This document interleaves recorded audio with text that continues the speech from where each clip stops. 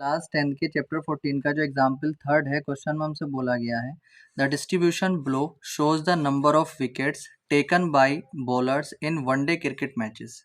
तो नीचे एक डिस्ट्रीब्यूशन यहाँ पर हमें गिवन है जो वनडे क्रिकेट मैचेस में बॉलर्स के द्वारा जितने विकेट लिए गए हैं उस चीज़ को शो करता है। Find the mean number of the wicket. तो हमें मीन नंबर फाइंड करना है विकेट्स का by choosing a suitable method. जो 3 मेथड्स होते हैं उनमें से किसी एक को लगाकर यहाँ पर हमें जो है मीन फाइंड करना है। What does the mean signify. तो देखिए पहले इस टेबल को समझ लेते हैं, उसके बाद इसका मीन फाइंड करते हैं। देखिए जो टेबल दिया हुआ है उसके ऊपर वाले कॉलम में नंबर ऑफ विकेट्स हैं और नीचे नंबर ऑफ बॉलर्स हैं।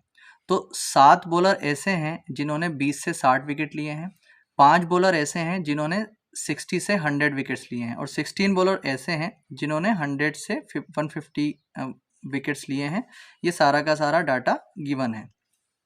अब हमें इसका मीन फाइंड करना है।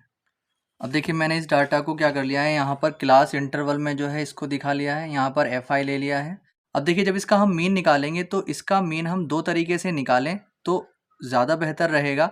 या तो डायरेक्ट मेथड से निकाल लें या एज्यूम मीन मेथड से निकाल लें। ठीक है, हम स्टेप डेविएशन मेथड यहाँ पर नहीं लगाएंगे क्योंकि स्टेप डेविएशन मेथड में एच आता है। एच क्या होता है, इनके बीच का डिफरेंस, और यहाँ पर डिफरेंस बराबर नहीं है। ठीक है, तो हम यहाँ पर स्टेप डेविएशन मेथड नहीं लगाएंगे, या तो डायरेक्ट मेथड से करेंगे या एज्यूम मीन मेथड से करेंगे। तो यहाँ पर मैं डायरेक्ट मेथड लगा रहा हूँ क्योंकि कैलकुलेशन इतनी ज़्यादा हार्ड नहीं आनी है। जब कैलकुलेशन ज़्यादा हार्ड ना बनने की संभावना हो तो हम जो है यहाँ पे डायरेक्ट मेथड लगा सकते हैं। ठीक है, देखिए अब सबसे पहले हम एक्स आई निकालते हैं। एक्स आई हमें मालूम है क्या होता है, जो क्लास इंटरवल होता है उसकी लोअर लिमिट और अपर लिमिट को हम ऐड कर देते हैं, ऐड करके उसका आधा कर देते हैं। 20 और 60 को ऐड करेंगे तो कितना आएगा, 80 आएगा। 80 का आधा करेंगे कितना आ जाएगा, 40। एक्स आई क्या होता है, मिड वैल्यू होती है। तो अब 60 और 100 को ऐड करेंगे तो 160 आएगा, उसका आधा करेंगे तो 80 आ जाएगा। ठीक है, 100 और 150 को ऐड करेंगे तो हमें मिलेगा 250। 250 का आधा करते हैं तो हमें मिलता है 125। ठीक है, इसी तरीके से 150 और 250 को जब हम ऐड करेंगे तो आ जाएगा 400। 400 का आधा होता है 200। इसी तरीके से जब हम इनको ऐड करेंगे तो हमें मिलेगा 600। 600 का आधा करेंगे तो मिलेगा हमें 300। इसी तरीके से जब हम इनको ऐड करेंगे तो हमें मिलेगा 800। 800 का आधा करेंगे तो हमें मिलेगा 400। ठीक है, तो एक्स आई हमारे निकल चुके हैं। अब एफ आई एक्स आई जब हम निकालेंगे तो 7 चौक 28, 280, फिर 5 अट्ठे 40, तो यहाँ पर 500। तो इसी तरीके से हम इन सब की मल्टीप्लाई करके यहाँ पर लिख लेंगे।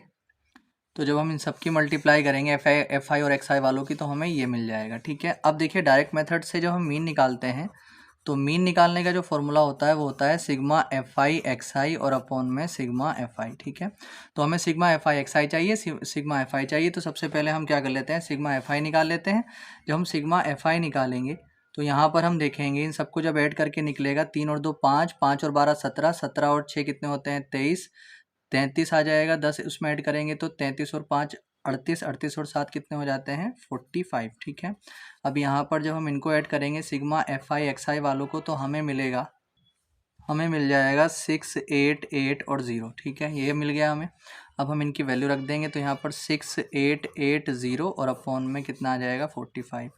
जब हम इससे इसको डिवाइड करेंगे तो हमें मिलेगा, पहले आप इसको काट लीजिए थोड़ा सा। 5 से कट जाएगा 9 टाइम और 5 से कट जाएगा 5 1 ज़ा 5, 1 आ जाएगा 18 हो जाएगा, 5 3 ज़ा 15, 3 बचेगा 38 हो जाएगा, 5 7 ज़ा 38 और कितना 35, 3 बचेगा 5 6 ज़ा 30। अब हमें मिलेगा 1376 और अपॉन में 9। अब हम 9 से इसको डिवाइड दे देंगे।